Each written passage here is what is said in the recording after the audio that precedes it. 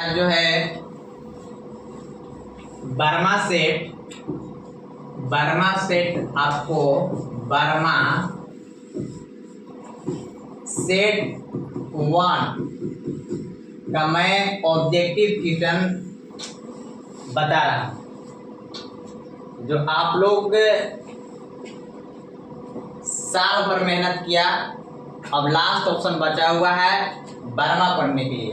जो Burma set से जो पढ़ते हैं 80 से 90% रिजल्ट लाते हैं।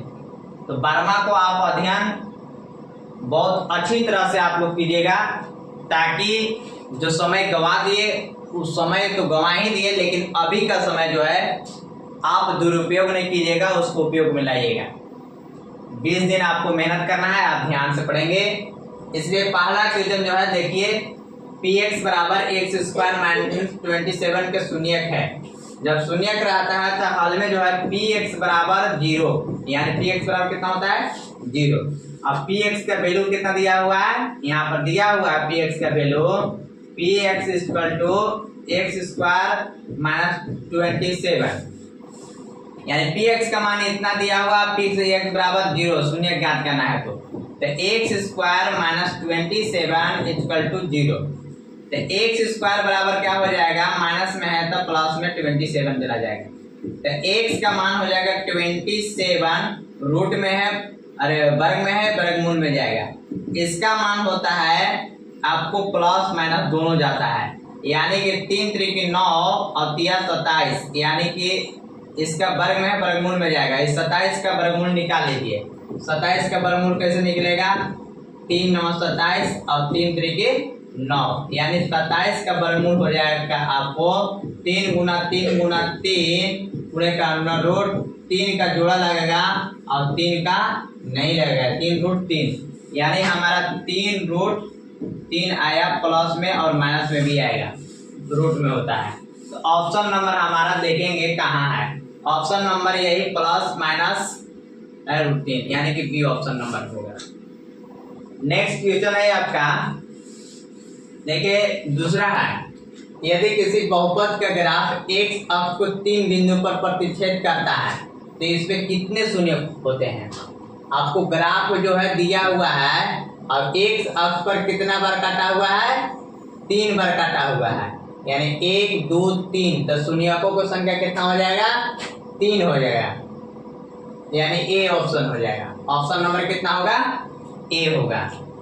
अब जो है क्वेश्चन थर्ड है, देखेंगे दो परिमेय संख्याओं के बीच कितनी परिमेय संख्या होती है, बताइए। परिमेय संख्या 1 और 2 के बीच में बताओ, 2 के बीच में कितना हो जाएगा। मान लीजिए परिमेय संख्या है, मान लो, तो बीच में 1 और 2 के बीच में 1.00001 भी हो सकता है, 1.001, बहुत अनगिनत ऐसे संख्याएं 1 और 2 के बीच में होता है।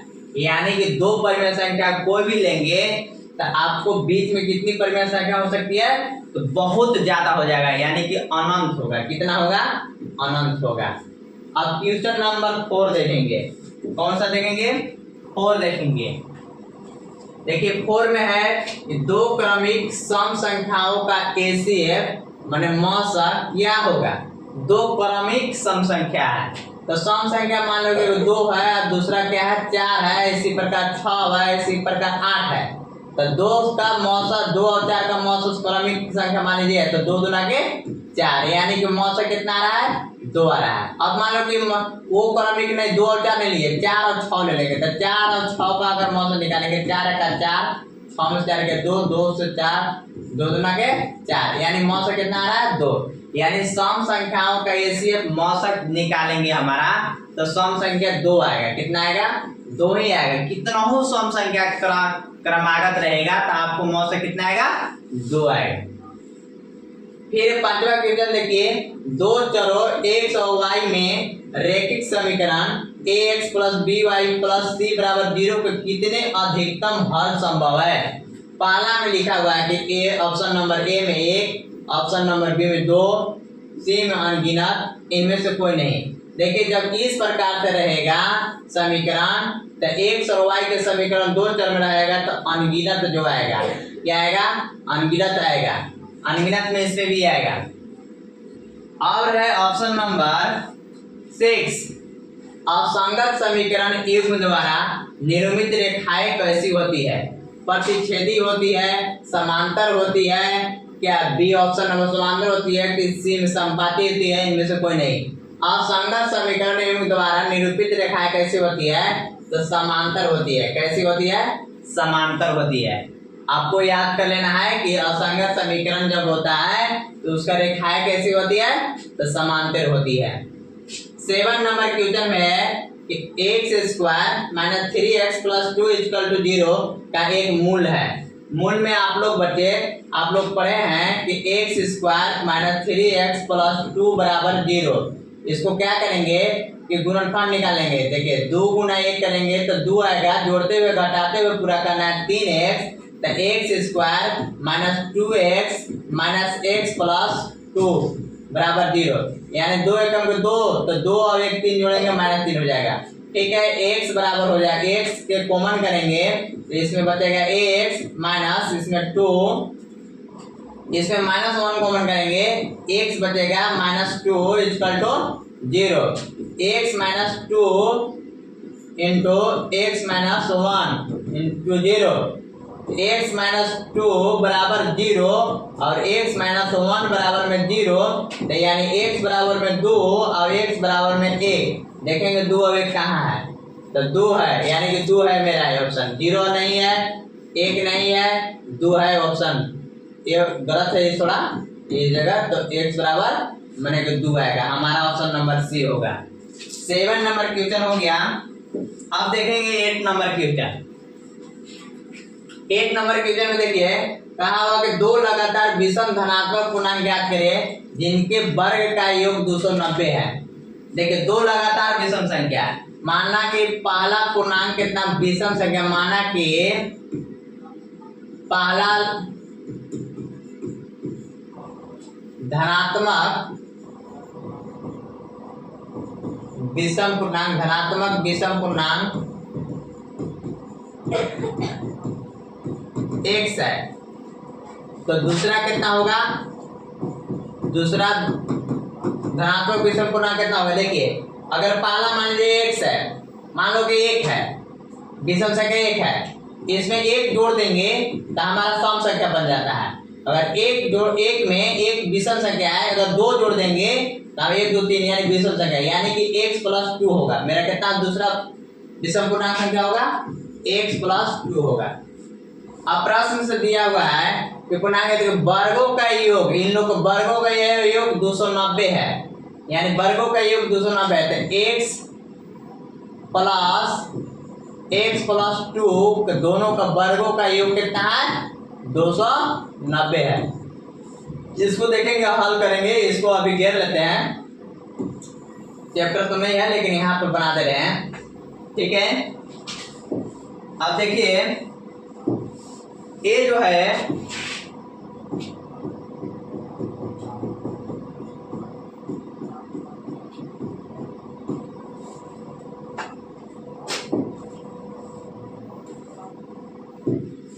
अब देखिए x का स्क्वायर करेंगे, x स्क्वायर हो जाएगा, अब प्लस a प्लस बी का होल स्क्वायर बनेगा, तो a प्लस बी का whole square x square plus 2ab, 2 के 2 सूत्र से हो गया, ax हो गया और 2 दूना के 4 हो जाएगा। कितना हो जाएगा? 4 लिख देते हैं, 4x प्लस 4 बराबर 290, यानी x स्क्वायर और x स्क्वायर कितना हो जाएगा? 2x स्क्वायर प्लस 4x, आई प्लस में है तो इधर माइनस में जाएगा, 290 माइनस 4 हो जाएगा, और 2x स्क्वायर प्लस 4x बराबर 290 में से 4 गया 286, यानी 2 2 2 सब में कॉमन है तो 2 से भाग दे रहे हैं। ठीक है, 2 सब में भाग दे देंगे, 2 एकम का 2, तो दोनों तरफ भाग दे देंगे, तो 2 एकम 2 तो x स्क्वायर बच जाएगा, और 2 दूना के 4 2x, और 2 एकम 2 और 2 चौके 8 2 3 6, यानी 143 हो जाएगा। इसको हल कर रहे हैं, यहाँ पर ये देखिए x स्क्वायर, अब x स्क्वायर प्लस 2x, ये प्लस है तो माइनस में आ जाएगा 143 बराबर में 0 आ जाएगा। ठीक है, अब ये 8 क्वेश्चन का सोल्व हो रहा है। ठीक है, देखेंगे अब x जो है एक्स जो 1 गुना 143 करेंगे तो 143 आ जाएगा, और एक जोड़ते हुए घटाते गुना करेंगे तो 2x पर गुना करेंगे या जोड़ेंगे या घटाएंगे तो 2x होना चाहिए। तो कौन सा पारा में आता है 43? 13 गुने 11 करेंगे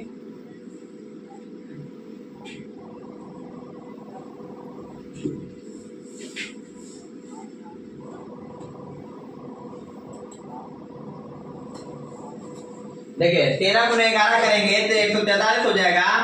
और क्या होगा, और क्या होगा कि एक्स स्क्वायर प्लस में प्लस 13x माइनस में 11x करेंगे, 13 गुने 11 करेंगे 143 हो जाएगा। 13 में से 11 घटाएंगे 2 बचेगा, माइनस में 143 बराबर में 0। x और 113 तो x तो गुण इनटू में x करेंगे कॉमन, x बचेगा, और प्लस में 13 तो 13, माइनस में 11 कॉमन करेंगे x बचेगा, माइनस माइनस प्लस हो जाएगा, 13 बचेगा बराबर में 0। हाँ तो देखिए x प्लस 13 बराबर 0, x माइनस 11 बराबर 0, तो x बराबर माइनस 13 हो जाएगा, x बराबर माइनस 13, और x बराबर कितना हो जाएगा, माइनस में तो प्लस में 11, माइनस 13 और 11 आएगा। देखेंगे कहाँ माइनस 13 और 11,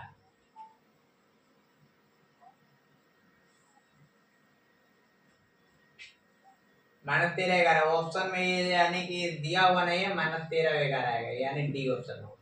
क्या होगा? डी ऑप्शन होगा। अब 9 क्वेश्चन है। अब 9 क्वेश्चन जो है 9 क्वेश्चन को हल देखेंगे। हल में 9 क्वेश्चन, निम्नलिखित में कौन एपी समांतर श्रेणी में है? देखिए समांतर श्रेणी में है कि नहीं है, देखिए एपी में है कि नहीं है। देखिए 2 4 8 16, देखिए 2 4 यानी कि 2 बड़ा, 4 4 8 8 और 8 16, यानी इसमें कितना बढ़ रहा है 2, इसमें बढ़ रहा है 4, इसमें बढ़ रहा है 8। इसमें देखिए 1 और 2 3, 2 बढ़ा, और देखिए इसमें कितना बढ़ा 3 6 9, और इसमें 9 18 27। अब इसमें देखेंगे -10, और इसमें कितना -10 में आपको +4 करेंगे तो कितना आ जाएगा -6, अब -6 में +4 करेंगे तो कितना बचेगा -2, तो -2 आ गया। -2 में 4 प्लस करेंगे यानी 4 में 2 के 2 हो गया, यानी यही हमारा एपी में है। यानी चारों अंतर जो है डी बराबर +4 इसमें सभी में जुड़ा हुआ है, इसमें एक जैसा नहीं है, समांतर श्रेणी में नहीं है, ऑप्शन सी हो गया। ज्यादा इसमें मेहनत नहीं करना है, यानी निकाल देना है कि 4 ज्यादा a1 बराबर 2 a2 बराबर 4, इसी प्रकार से लिख करके बना सकते हैं। a3 बराबर 8, यानी कि d बराबर हो जाएगा इसमें a2 माइनस a1, तो a2 है कितना मेरा 4 - 2 बराबर में 2। एक और यहाँ निकाल लेंगे, मान लीजिए कि d बराबर निकाल लेंगे a3 माइनस a2, a3 कितना है 8 - 4, 8 में से 4 गया 4, यानी 2 यहाँ डी आ रहा है, यहाँ 4 हो रहा है, यानी समांतर श्रेणी में नहीं है। इसको भी जांच कर लेंगे, इसी प्रकार से इसको भी जांच कर लेंगे। देखिए 4 में से गया 3, 9 में से 4 गया 5, यहाँ 3 बच रहा है, यहाँ 5 बच रहा है, ये समांतर श्रेणी में नहीं है, हमारा ये समांतर श्रेणी में है। अब 9 क्वेश्चन हो गया। अब देखेंगे 10 क्वेश्चन। 10 क्वेश्चन में है 1 4 7 10 के 18वें पद का मान है, यानी 18वां पद ज्ञात करना है। तो 18वां पद बराबर होता है, अब दिया हुआ है क्या है कि a बराबर कितना दिया हुआ है, a1 बराबर 1 और a2 बराबर 4, a3 बराबर हमारा 10, a3 बराबर 7 और a4 बराबर 10। ठीक है, तो हमारा d बराबर हो जाएगा a2 माइनस a1, तो 4 - 1 बराबर में 3 हो जाएगा। कहीं से भी देखेंगे वो नहीं होगा, 7 में से 4 गया 3 बचेगा, 10 में से 7 गया 3 बचेगा। हमारा 18वां पद ज्ञात करना है, ये 18, तो ये 18 बराबर हम लिख सकते हैं a + 17d। ठीक है, यहाँ लिख बराबर में a है हमारा कितना 1 + 17 और d की मान कितना है 3, 1 + 17 = 51, 51 और 1 52, यानी 52 होगा। ऑप्शन नंबर देखेंगे कहाँ 52, ए में 50 है नहीं होगा, बी में 45 नहीं होगा, सी में 52 है, सी हमारा हो गया। अब चलिए 11वां क्वेश्चन देखेंगे। 11वां क्वेश्चन, दो सम त्रिभुजों के क्षेत्रफल का अनुपात 16:9 है, तो उनकी संगत भुजाओं का अनुपात होगा। हम लोग पढ़े हैं कि अगर दोनों त्रिभुज सम त्रिभुज रहेगा और मान लीजिए कि ABC है और DEF मान लीजिए है, तो ABC त्रिभुज का क्षेत्रफल बाटा में त्रिभुज DEF का क्षेत्रफल बराबर होता है भुजाओं का क्षेत्रफल। कोई भुजा ले लेंगे AB, इसका संगत ये है, मान लीजिए कहता है AB का बटा में EF का स्क्वायर होता है। तो ABC का क्षेत्रफल देखिए 16 है, 16/9 दिया हुआ है। AB का नाम संगत भुजा निकालना है, AB का स्क्वायर बटा EF, तो ये जो है AB का स्क्वायर होता है। तो AB का स्क्वायर, तो AB बटा EF बराबर हो जाएगा 16/9, वर्ग में था इधर वर्गमूल में आ जाएगा, 4 चौका 16/3 त्रिके 9, 4/3 वर्गमूल होगा, यानी कि 4:3 मेरा होगा। देखेंगे कहाँ 4:3 है, ऑप्शन नंबर ए में है, नहीं है, ऑप्शन नंबर बी में है, नहीं है, यानी सी में होगा 4:3। चलिए नेक्स्ट क्वेश्चन है 12। नेक्स्ट क्वेश्चन है 12। देखिए 12 में है कि सम चतुर्भुज के विकर्ण 6 सेंटीमीटर 8 सेंटीमीटर है, इसकी प्रत्येक भुजा की लंबाई क्या होगा? प्रत्येक भुजा की लंबाई ज्ञात करना है। देखिए सम चतुर्भुज का विकर्ण है, कैसा चतुर्भुज है? सम चतुर्भुज है, एक का जो है एक है 6 सेंटीमीटर विकर्ण है। कितना सेंटीमीटर का है? 6 सेंटीमीटर है। ये है 8 सेंटीमीटर है, अब चलिए इसको 8 लिखिए, 8 सेंटीमीटर, और ये जो है 6 सेंटीमीटर है। अब देखिए 6 सेंटीमीटर है तो आपको, और 8 सेंटीमीटर है, तो 6 है तो यानी कि काटा तो इसको 4 बन गया और इसका 3 बन गया, यानी विकर्ण 90 डिग्री सामने ये क्या होता है? कर्ण होता है, यानी कर्ण का स्क्वायर बराबर क्या हो जाएगा? मान लो ए बी सी और डी है, यानी ABCD, तो AD बराबर हो जाएगा, एरिया मान लो O है, तो AO का AD का AO का स्क्वायर प्लस OD का स्क्वायर पूरे का अंडर रूट, यानी कि AO कितना है? 3 का स्क्वायर प्लस 4 का स्क्वायर पूरे का अंडर रूट, 3 3 9 प्लस 4 चौका 16, 16 9 25, 25 का वर्गमूल कितना हो जाएगा? 5 होगा, यानी 5 देखेंगे ऑप्शन नंबर कहाँ है? ऑप्शन ए में है, नहीं है, बी में है, नहीं है, सी में है, तो हाँ है, डी में है, तो नहीं है। अब चलते हैं 13 के क्वेश्चन। दो अक्षों के प्रतिच्छेदी बिंदु को क्या कहते हैं? देखिए दो अक्ष होता है, एक ऐसे, ये जो प्रतिच्छेद काटता है इसको क्या कहते हैं? निर्देशांक कहते हैं, नहीं, निर्देशांक कहते हैं, नहीं, मूल बिंदु कहते हैं, मूल है, यानी कि इनमें बी होगा, बी ऑप्शन में। मूल देखेंगे कहाँ है, ऑप्शन नंबर इधर उधर लिखने में देख लीजिएगा आप लोग। 14 क्वेश्चन है, y अक्ष से 5 इकाई और x अक्ष के एक बिंदु P से स्थित है, तो बिंदु P के निर्देशांक होगा, तो यानी कि P के निशान होगा, देखिए y अक्ष पर बोला है और 5 है, यानी कि आपको P का बिंदु होगा। P का बिंदु कितना होगा? y अक्ष पर कहा है, यानी y 0 हो जाएगा और x 5 होगा, यानी कि P का यह होगा। यही अगर x अक्ष पर कहता तो 0 x अक्ष होता और y अक्ष 5 होता, तो हमारा y अक्ष पर बोला है, तो इसलिए x अक्ष पर 5 होगा और y पर 0 होगा, P का बिंदु 5 0 होगा। ए ऑप्शन नंबर में मिल ही गया, ये 0 5 नहीं होगा, 5 5 नहीं होगा, -5 5 नहीं होगा। नेक्स्ट क्वेश्चन है, आपको बोर्ड पर लग गया, देखिए 15 क्वेश्चन। यदि sin a बराबर 3/4 तो cos a बराबर का मान ज्ञात होता है। तो sin a बराबर है 3/4, तो sin को उल्टा होता है cosec, तो cosec बराबर होता है 4/3 हो जाएगा। sin को उल्टा cosec होता है और cos को उल्टा sec होता है और tan को उल्टा कॉट होता है। तो साइन गुणा कोसेक, कोसेक का साइन का मान 3/4 तो कोसेक का मान 4/3 हो जाएगा। यानी देखेंगे ऑप्शन नंबर कहाँ है, ऑप्शन नंबर ए में ही मिल गया। 3/4 नहीं, 3/5 नहीं, 5/4 नहीं। अब चलिए इसको देखते हैं। सेके प्लस टेन ए इंटू 1 माइनस साइन ए बराबर है। अब कितना का मान बराबर है, इसमें से कौन होगा। अब देखिए हल करके देखते हैं। सेके पहले इसको मिटा लेते हैं। अब जो है 16 में है कि sec A plus 10a into 1 minus sine A. चलिए इसको देख लीजिए। सेक ए को हम लिख सकते हैं 1/cos ए प्लस 10a को लिख सकते हैं साइन ए बटा cos A into 1 minus sine A. चलिए cos का लघुत्तम करेंगे। cos से एक में एक, cos से एक साइन ए इंटू 1 माइनस साइन ए। अब फार्मूला में हुआ है 1 प्लस साइन ए इंटू 1 माइनस साइन ए।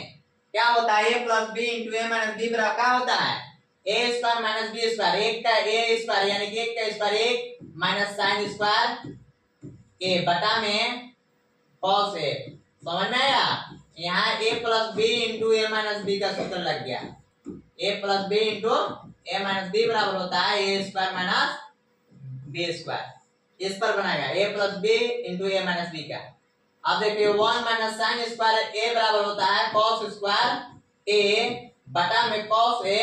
तो cos ए से एक cos से खत्म, cos से बचा है, यानी cos से देखेंगे कहाँ पे है। ऑप्शन नंबर साइन ए में है साइन ए, बी में cos ए बी में मिल गया हमारा। सेक ए नहीं होगा, cos ए नहीं होगा। चलिए अब 17 क्वेश्चन देखेंगे। यदि tan ए बराबर √3 तो ए का मान क्या होगा। tan ए का मान ये 90 डिग्री है, 0 नहीं है, 90 डिग्री है, 60 डिग्री, 45 डिग्री है या 30 डिग्री है। tan कितना डिग्री का मान √3 होता है, tan 90 डिग्री का मान इंफिनिटिव होता है, tan 60 का मान √3 होता है, tan 45 का मान 1 होता है, tan 30 का मान 1/√3 यानी tan 60 का मान होता है। ठीक है। नेक्स्ट क्वेश्चन है, जब किसी सीधे खड़े खंभों की छाया और उसकी ऊंचाई बराबर हो तो सूर्य का उन्नयन कोण का मान क्या होगा। अब देखिए ऊंचाई और उसकी छाया, मान लीजिए कि कोई चीज खंभा है, जितना ये है उसी का छाया जितना बन रहा है। यहाँ मान लीजिए सूर्य यहाँ पर लगा हुआ है, इसका जो ऊंचाई खंभा के था मान लीजिए कि x है, और इतना ही छाया हमारा बना x का है। तो आपका उन्नयन कोण ज्ञात करना है। उन्नयन कोण यानी कि उन्नयन कोण यहाँ पे बना, ये कोण का मान ज्ञात करना है। तो ये लंब हो गया, ये आधार हो गया। टैंक में आता है tan थीटा बराबर होता है, मान लीजिए ए है, बी है और सी है। लंब बटा आधार न्यून कोण के सामने की भुजा लंब होता है, यानी कि ए बी होगा बटा में आधार बी सी होगा। यानी ए बी का मान x है और बी सी का मान भी x है। तो x खत्म, तो 1 बचा। और tan थीटा का मान कितना का मान 41 होता है, 1 होता है। तो tan 45 डिग्री का मान 1 होता है। tan 45 डिग्री देखेंगे कहाँ पे है। tan ए में ऑप्शन में 30 है, ये नहीं होगा। ऑप्शन नंबर बी में 45 डिग्री यहाँ पर है, ये नहीं होगा। अब लिखा हुआ है कि अर्धवृत्त का कोण कितने डिग्री का होता है। अब अर्धवृत्त पर जो है हम अर्धवृत्त जो बना दे रहे हैं, देखिए अर्धवृत्त जो होता है ये होता है अर्धवृत्त। अब अर्धवृत्त का कोण पूछा हुआ है। अब कोण कैसे होता है अर्धवृत्त में, यहाँ पर ध्यान देंगे बच्चे। यहाँ पर सभी लोग भूल जाते हैं, इसलिए सभी लोग क्या करते हैं कि 180 कर देते हैं कि अर्धवृत्त यहाँ पर है, कोण बना हुआ है 180 बना हुआ है। लेकिन ऐसा नहीं करना है। अर्धवृत्त का कोण कितने डिग्री का कोण होता है, तो आप देखिए एक मान लीजिए कोण यहाँ पर है, यहाँ पर हमारा जो है ये केंद्र है, केंद्र से एक बिंदु मान लीजिए कि यहाँ पर है। अब एक ये से कोण यहाँ से मिलाएंगे और यहाँ से यहाँ मिला देंगे, तो हमको पता चलता है कि जो बनता है कोण 90 डिग्री बनता है। यहाँ जो वृत्त के परिधि पे बनता है कितना डिग्री कोण बनता है, 90 डिग्री। या तो कहेंगे यहाँ जितना कोण बनता है उसका आधा बनता है। यहाँ 180 है तो यहाँ पर कितना बनेगा, 90 बनेगा। और एक वैसे नहीं पता चल रहा है, तो एक यहाँ से अब एक यहाँ भी कोण बन सकता है और एक जो है यहाँ जो है आपको इस प्रकार से बना देते हैं। आपको क्या होता है जब ए कोण नहीं, ए कोण जो है, ए कोण जो होता है 90 डिग्री होता है। ये जो परिधि पर बनता है 90 डिग्री का मान, यानी 90 डिग्री का है। ऑप्शन नंबर ए में है नहीं है, बी में है नहीं है, सी में है नहीं है, डी में है कहाँ है, 90 डिग्री मान होता है। अब चलिए 20 क्वेश्चन। यदि दो वृत्तों के केंद्रों के मध्य दूरी उनकी त्रिज्याओं के योग के तुल्य हो तो उनकी उभयनिष्ठ स्पर्श रेखाओं की संख्या कितना होगा। देखिए दो वृत्त के केंद्रों के मध्य दूरी उनकी त्रिज्याओं के योग के बराबर है। देखिए अब दो वृत्त है, क्या है, दो वृत्त है, एक त्रिज्या इसका है और एक त्रिज्या इसका है।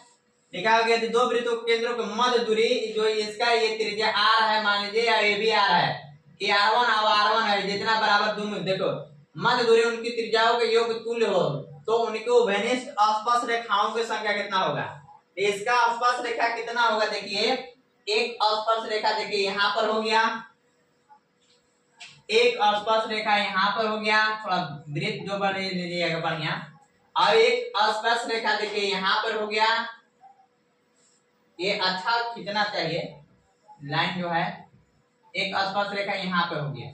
स्पर्श रेखा बताइए कितना हो गया, एक ये ऐसे हो गया, एक ऐसे हो गया, दो और एक यहाँ तीन।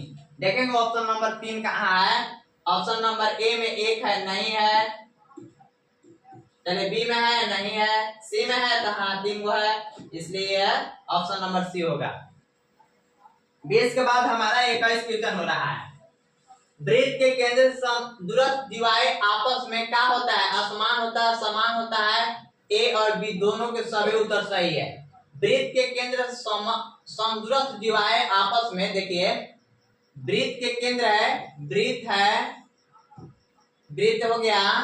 अब देखिए वृत्त के जीवा है तो जीवा एक यहाँ है, एक जीवा यहाँ है, तो बोल रहा है जीवा आपस में असमान होते हैं कि समान होते हैं। केंद्र से समदूरस्थ, एक केंद्र से एक यहाँ है और एक यहाँ है, तो जीवाएं आपस में क्या होंगे, समदूरस्थ जीवाएं आपस में क्या होंगे, ये रेखा आपस में क्या होगा, तो आपस में क्या होगा, बराबर होगा। ये क्या होगा, बराबर होगा, यानी कि समान होगा।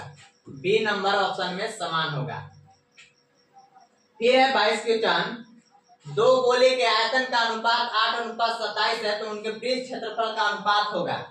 गोले का आयतन बराबर क्या होता है बच्चे, गोले का आयतन बराबर देखिए 4/3 पाई आर क्यू,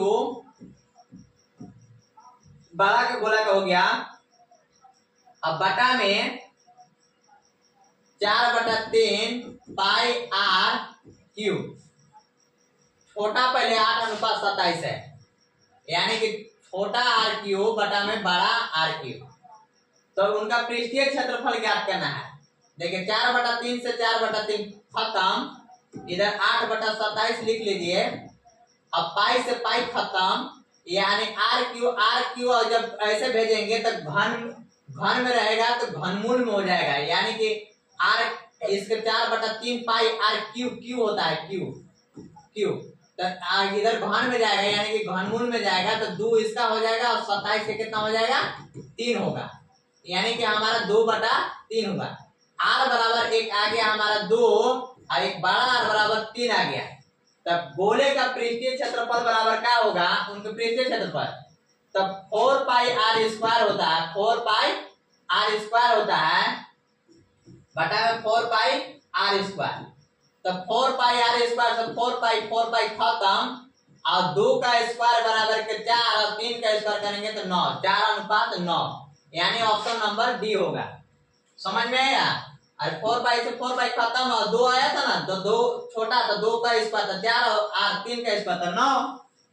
अब इतना शॉर्ट में नहीं बताएंगे, शॉर्ट में नहीं आपको बनाइएगा तो समझ नहीं ना रहेगा, इसलिए शॉर्ट मारिए आप लोग, ठीक है। जैसे छक्का मारते हैं, छक्का चौका, वैसे चौका छक्का मारने की जरूरत है अब यहाँ, तभी जाकर के क्वेश्चन आप सॉल्व समय का आपको बचत होगा। ऑप्शन नंबर में जो ऑब्जेक्टिव रहता है आपको माइंड से ही बनाना है, ये हल करके मैं बता रहा हूँ, लेकिन हल करके बताने की जरूरत नहीं था, इसलिए मैं वीडियो बता दे रहा हूँ कि आप जो है जाएंगे और समझ लेंगे तो यहाँ से वहां पर जाएंगे तो ऑब्जेक्टिव क्वेश्चन रहेगा इस प्रकार से टिकिंग लगा देना है। ठीक है, अब देखिए इसमें किसी गोले का वक्र क्षेत्रफल 144 वर्ग सेंटीमीटर तो उसकी त्रिज्या क्या होगा। अब गोले का पृष्ठीय क्षेत्रफल क्या होता है, देखिए गोले का वक्र क्षेत्रफल देखिए दिया हुआ है तो यानी कि 4 पाई आर स्क्वायर बराबर हमारा 144 दिया हुआ है, यानी 4 पाई आर स्क्वायर। तो त्रिज्या ज्ञात करना, तो 4 का 4 और पाई का मान 22/7 और आर स्क्वायर, तो आर स्क्वायर 144 है तो 144। देखिए आर स्क्वायर बराबर हो जाएगा 144 के 44 बाटा में है तो गुना में ऊपर चला जाएगा, बाटा में ऊपर गुना में है तो नीचे बाटा में आ जाएगा, 4 गुने 22, 22 सते के 144 ना है। ठीक है ना, ऐसे नहीं ना कटेगा जी।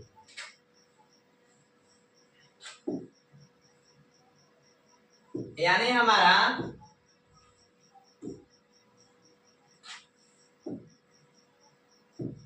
144 है, 144 गुने 7, 4 गुने 22 आ गया। अब देखेंगे 11 दुना के 22 और 72 दुना के 144, 18 चौका के 72, 18 सते 126 बटा 11 आ गया। अब वो पॉइंट में कि क्या में दिया हुआ देखेंगे, नहीं दिया हुआ, वक्र क्षेत्रफल 144 वर्ग सेंटीमीटर तो उसकी त्रिज्या ज्ञात कीजिए। अच्छा 126 बटा 11 आ गया।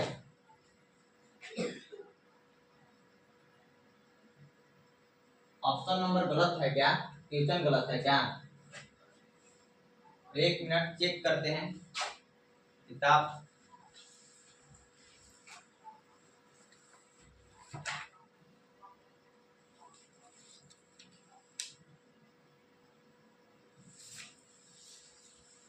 क्वेश्चन गलत लिखा गया था, क्वेश्चन गलत लिखा गया था इसलिए जो है फंस गए थे। पाई यहाँ पर दिया है 144 पाई है।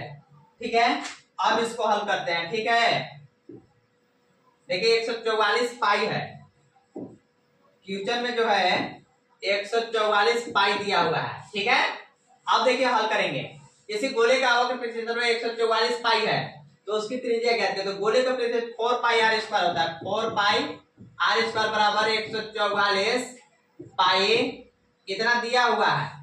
तो बताइए पाई से पाई खत्म और आर स्क्वायर बराबर हो जाएगा 144 बटा गुना में तो बटा में 4, 36 चौका 144 यानी कि आर स्क्वायर बराबर में 36, तो आर बराबर में 36 वर्ग में है तो वर्गमूल में यानी कि 6। कहाँ है 6? ऑप्शन नंबर ए में है। देखिए क्वेश्चन जो दिया हुआ था गलत यहाँ पर मिस्टेक हो गया था। ठीक है, कोई बात नहीं है। अब अगला क्वेश्चन है 24। एक सिक्के को उछालने पर चित्त आने की प्रक्रिया ज्ञात कीजिए। देखिए प्रक्रिया बराबर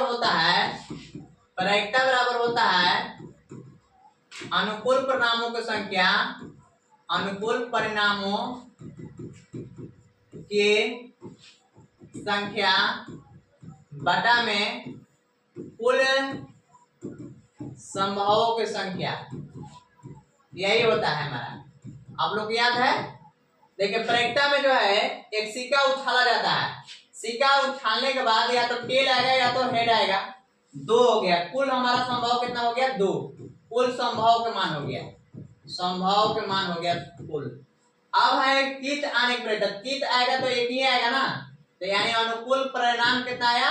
अनुकूल आ गया मेरा 1 आया। तो प्रक्रिया बराबर कितना होगा? अनुकूल परिणामों की संख्या बटा में कुल संभव, यानी कि 1/2 हो जाएगा।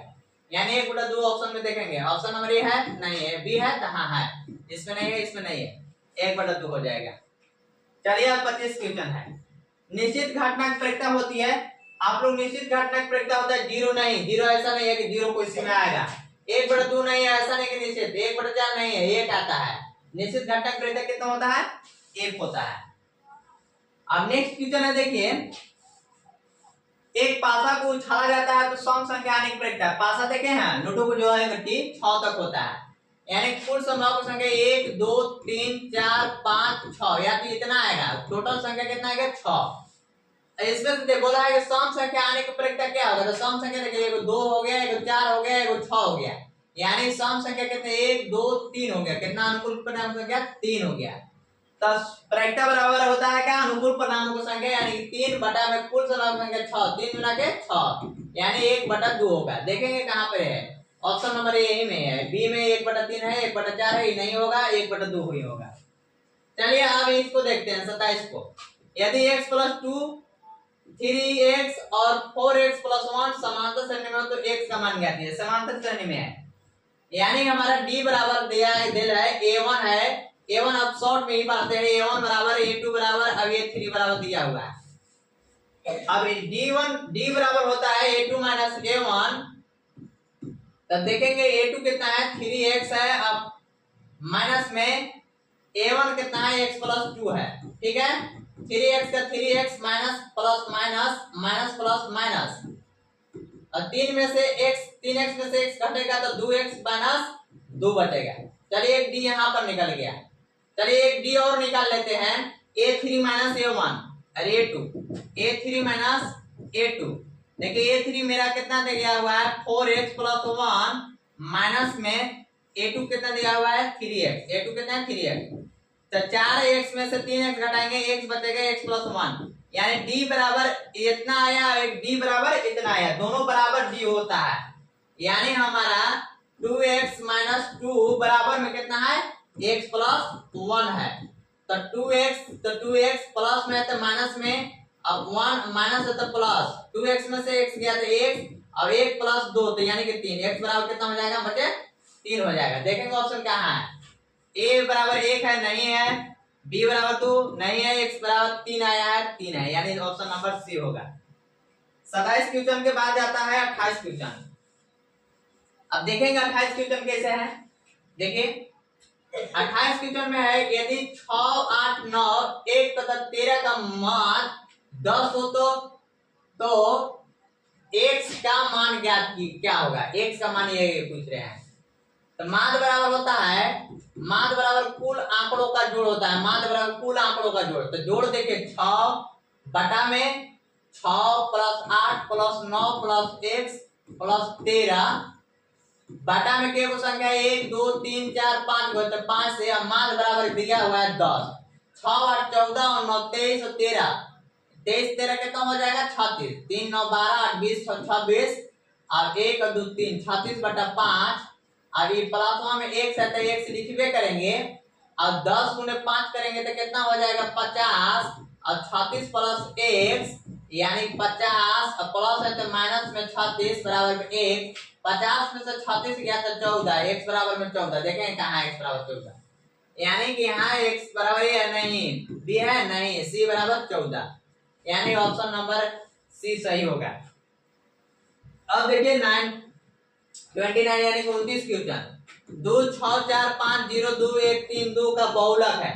जब इस प्रकार से पूछे बहुलक तो आपको क्या करना है, पहले जीरो देखेंगे कि सबसे छोटा संख्या कौन सा, जीरो, तो जीरो की संख्या कितना है टोटल, जीरो का एक बार है तो एक लिखेंगे, और एक बाद एक आता है, एक के को है तो एक ही बार है तो एक हो गया। अब देखेंगे दो कितना बार है, एक बार, दो बार, तीन बार है, यानी 3 बार हो गया। अब देखेंगे 3 कितना बार है, तो 3 भी एक ही बार है। अब देखेंगे 4 कितना बार है, 4 देखेंगे 4 है, एक ही बार है। अब 5 कितना बार है, 5 जो है एक ही बार है, और 6 कितने बार है, एक ही बार है। अब देखेंगे 1 2 3 5 6 7 8 9, 1 2 3 4 5 6 7 8 9, यानी सबसे ज्यादा बार कौन आया है, एक बार तो सब लोग लगभग आया, और 2 की संख्या 3 बार आ गई, यानी बहुलक हमारा 2 होगा। बहुलक कितना हो गया, 2 हो गया। देखिए कहा ऑप्शन नंबर ए में ही मिल गया, ऑप्शन नंबर ए। बहुलक बराबर मतलब कि सबसे जिसकी जनसंख्या ज्यादा हो वही बहुलक कहलाता है। ऐसे भी आप लोग सब जान रहे हैं, कहने की जरूरत नहीं है। तीसरा में है देखिए 8 7 12 15 10 9 11 के मध्यिका होगी, यानी गिनेंगे सबसे पहले मध्यिका बराबर होता है कि देखिएगा 1 2 3 4 5 6 7 है, यानी विषम संख्या है।